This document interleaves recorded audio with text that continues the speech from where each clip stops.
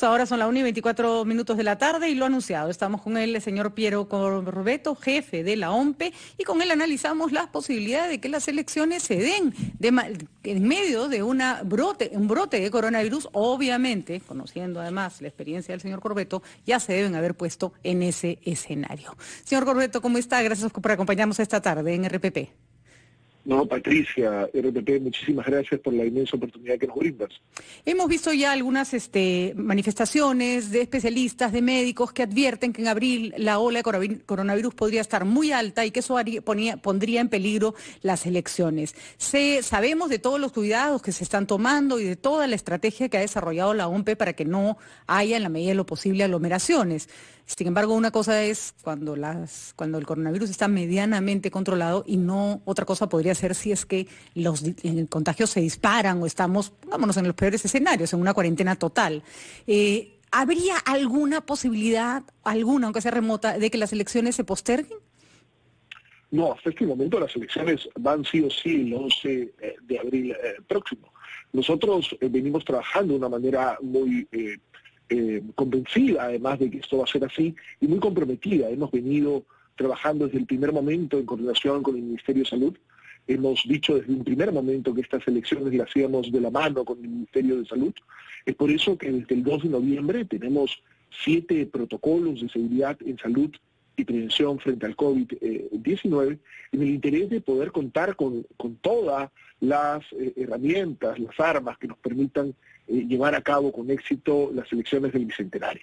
Hay que tomar en consideración que la experiencia comparada confirma que es posible hacer elecciones en pandemia. Así lo ha hecho Chile, lo ha hecho Bolivia, Estados Unidos, lo ha hecho Uruguay, lo ha hecho Corea del Sur, entre otros, demostrando que es posible. República Dominicana, ahora, no tanto. No en todos los casos, pero muchos de estos países tienen múltiples opciones de voto, ¿no es cierto? Por correo, en fin, no todo el mundo tiene que ir al local de votación. Es verdad que también, por ejemplo, en el caso de los Estados Unidos estamos hablando de una población votante enorme, dado que es un país con mucho más gente. La pregunta acá, y se lo digo, señor Corbeto, es cómo hacer que la logística funcione. Le pongo un ejemplo, el Banco de la Nación, por ejemplo, ¿no? Tiene múltiples mecanismos para que la gente no se aglomere y, sin embargo, probablemente una falta de educación, una falta de campaña apropiada, una falta de información bien difundida hace que al final todo el mundo termine haciendo cola desde las 3 de la mañana. ¿Cómo hacer para que en el caso de las elecciones no ocurra lo mismo? Que a pesar de un buen diseño, al final no se aplique de manera correcta. Lo que pasa es que una estrategia para poder abordar el sufragio de casi 24.300.000 electores en territorio nacional implica la combinación de varias líneas de acción. Por un lado ha sido la aprobación de 7 protocolos de seguridad y salud y prevención frente al COVID, lo hemos hecho con el MINSA y gracias a su apoyo, y hay dos líneas de acción que nos parece que son fundamentales y las estamos combinando. Por un lado está la desconcentración de mesas de sufragio de electores. Eso quiere decir que nosotros estamos pasando de 5.300 locales de votación a casi 20.000 locales de votación. Eso nos está permitiendo desconcentrar a los electores. De acuerdo.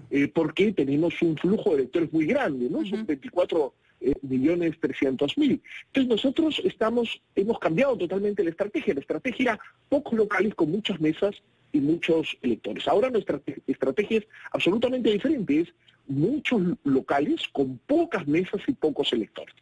Pero eso no bastaría. No solamente podemos estancarnos en desconcentrar a los electores, porque si no arrastraríamos esta vieja práctica nacional de ir todos a votar entre las 10 de la mañana y la 1 de la tarde, teniendo un flujo de electores de 12 millones que es realmente inmanejable y riesgoso en un contexto como el que vivimos. Por eso, a esa estrategia de desconcentración le hemos sumado la otra línea de acción que nos parece que es fundamental, que es el voto escalonado.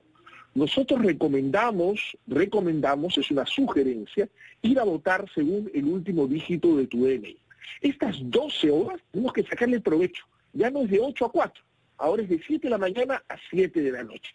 Entonces estamos trabajando con 2 horas iniciales, de 7 de la mañana a 9, en donde invitamos a que acudan a votar fundamentalmente aquellos que se encuentran con una mayor vulnerabilidad frente al COVID.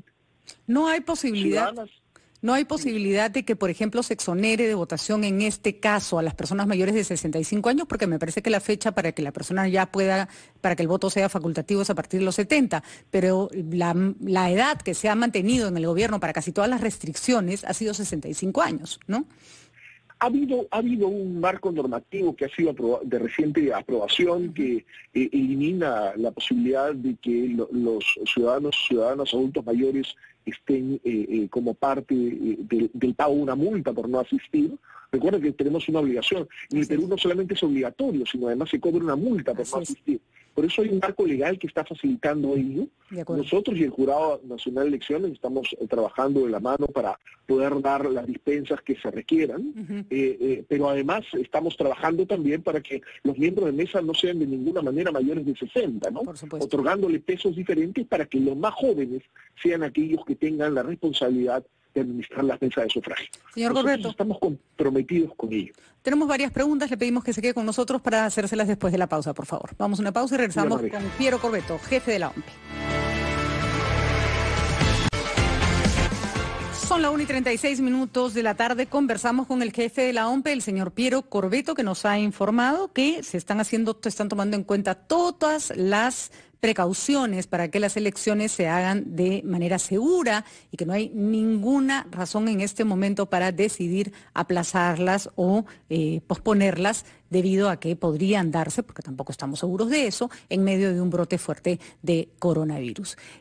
Señor Corbeto, el problema no solo es dentro del local de votación, y eso es una cosa muy curiosa que está ocurriendo, por ejemplo, en muchas dependencias del Estado, RNIEC, por ejemplo, Banco de la Nación, repetimos, porque adentro está todo muy bien. El aforo se respeta, la gente toma su distancia, pero la cola afuera es realmente el problema. Ahí es donde se da la aglomeración. ¿Ustedes también se van a encargar de la organización de los exteriores de los locales de votación? Estamos haciendo una coordinación muy estrecha con el Comando Conjunto de las Fuerzas Armadas y con la Policía Nacional. Hemos comenzado ya algunas coordinaciones con el nuevo Ministro del Interior y nosotros lo que vamos a hacer es combinar un trabajo de organización. Recuerda que vamos a usar locales abiertos y cerrados, que implica obviamente una movilización diferente a la que acostumbraba OMPE, multiplicando por 4 el número de recintos electorales, sino que además tenemos que hacer una campaña muy fuerte de sensibilización a la ciudadanía. La ciudadanía debe saber que las 2 primeras horas son las horas recomendadas para las más vulnerables, y a partir de las 9 de la mañana hasta las 7 de la noche, ir a votar según el último dígito de tu DNI. ¿Y por qué? Porque si hacemos un recuento, Patricia, nos podemos dar cuenta que entre las 10 de la mañana y la 1 de la tarde, casi el 50% de electores acude a votar. Así es. Son casi 12 millones de personas las que van a votar. Entonces, es demasiada gente, no solamente en los recintos electorales, sino en la calle, yendo y viniendo, en paraderos, en buses, y eso nos expone frente al virus.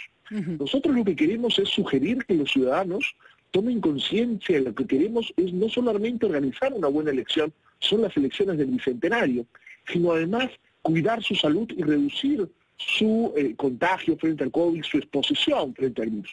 Entonces, por eso planteamos que vayan a votar por último dígito de tu DNI, comenzando a las 9 de la mañana con el número 1, y así sucesivamente hasta de 6 de la tarde a 7 de la noche con el 0.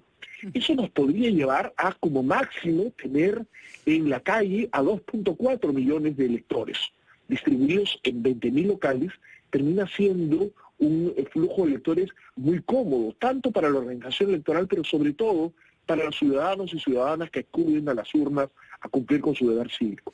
Hay una preocupación especial, no sé cómo la ha planteado la OMPE esa realidad, y es que no es igual votar en Lima, votar en Trujillo, votar en Chiclayo, que votar en Santa María de Nieva, que votar en alguna provincia del Perú, donde las personas que normalmente viven en comunidades además bastante alejadas y que además han establecido en muchísimos casos cercos de protección contra el coronavirus muy fuertes, porque saben que no tienen centros de salud a la mano, van a tener que desplazarse, y no desplazarse a tu local de votación más cercano que queda en la esquina de tu casa o de repente en el distrito de al lado, sino desplazarse horas. ¿Qué va a pasar con esas personas? ¿Qué facilidades se les puede dar a ellos que su el acto de votar les va a significar un riesgo mucho más alto, ¿no? Sí, nosotros tenemos que combatir el ausentismo y el ausentismo estructural, por supuesto. El ausentismo estructural no tiene que ver con que los ciudadanos no quieran ir a votar. No. Tienen que ver con que el Estado no brinda las facilidades para que el ciudadano vote a partir de la instalación de mesas de sufragio, sobre todo en los lugares más alejados. Así es. Nosotros en esta oportunidad, teníamos aproximadamente 800 mesas en centros poblados que instalábamos. Hoy día deberíamos estar cerca a 1.200 mesas de sufragio. Estamos incrementando de manera sustancial, acercando el voto a la persona más necesitada, porque el más pobre puede tomar la decisión de no ir a votar porque le sale más caro ir a votar que no ir a votar. Entonces nosotros tenemos que acercar la mesa a los ciudadanos. Por eso es que estamos casi en 1.200 centros poblados en donde estamos colocando mesas de sufragio, y también tenemos que entender, como tú bien decías, que los horarios y las dinámicas electorales, el día de la jornada electoral es diferente. Nosotros, por ejemplo, en Lima Metropolitana, en las grandes ciudades, acostumbramos ir a tomar, ir a colocar nuestro voto, ir a votar, luego de haber tomado un desayuno en familia, relajado, a partir de las 10 de la mañana. En los lugares alejados donde la gente tiene que transitar horas y horas, en muchos casos los electores ya están haciendo cola a las 5 de la mañana, porque quieren ir a votar y después ir a cosechar. Así es. ¿No es verdad? Regresar a su casa a una hora decente, digamos, ¿no es cierto? Así es. Entonces tenemos que hacer un trabajo diferenciado, ¿no? Ya estamos diferenciando combinando líneas de acción con desconcentración y voto escalonado. Tenemos que hacer trabajos diferenciados, es más, en centros poblados donde recién vamos a llegar, nunca antes OMPE había llegado, y creo que tenemos un lindo encargo ahí, y además incorporando mecánicas que tienen que acercarnos a los ciudadanos. Te cuento con un poco de vergüenza que el Perú tiene 48 lenguas, 40 alfabetos, y en la historia electoral peruana solo habíamos hecho material de información y algo de capacitación en lenguas nativas. En esta oportunidad vamos a hacer en determinados distritos, en un piloto que hemos coordinado con el Ministerio de Cultura para tener todo el soporte, por primera vez material electoral en castellano y en aymara, en castellano y en quechua, porque tenemos que acercarnos también de esa manera a los ciudadanos. Entonces vamos a comenzar con un piloto también ahí en el interés de acercarnos, porque la elección es inclusión. ¿No es verdad? Y tenemos que rendirle un homenaje a aquellas culturas que están acá mucho antes que nosotros. Además de no hacerlo, es una forma de acercarnos. De no hacerlo, señor Corbeto, el acto democrático más importante de la población se vuelve discriminatorio. Si para unos tener que votar demora 12 horas de camino y encima llegas y ni siquiera entiendes en lo que tienes que hacer porque no es tu idioma, entonces no estás ejerciendo un derecho, ¿no? Y de eso estamos absolutamente convencidos. La gran oportunidad de incluir a los ciudadanos es la elección. Es el momento en donde todos somos iguales, todos valemos igual. Y nosotros tenemos que reconocer nuestras diferencias, respetarlas y hacerlas valer. Entonces, no solamente estamos trabajando en acercar la mesa a los que viven más alejados, nos queda mucha labor por delante. No hemos solucionado el problema, hemos comenzado a solucionarlo, que es diferente.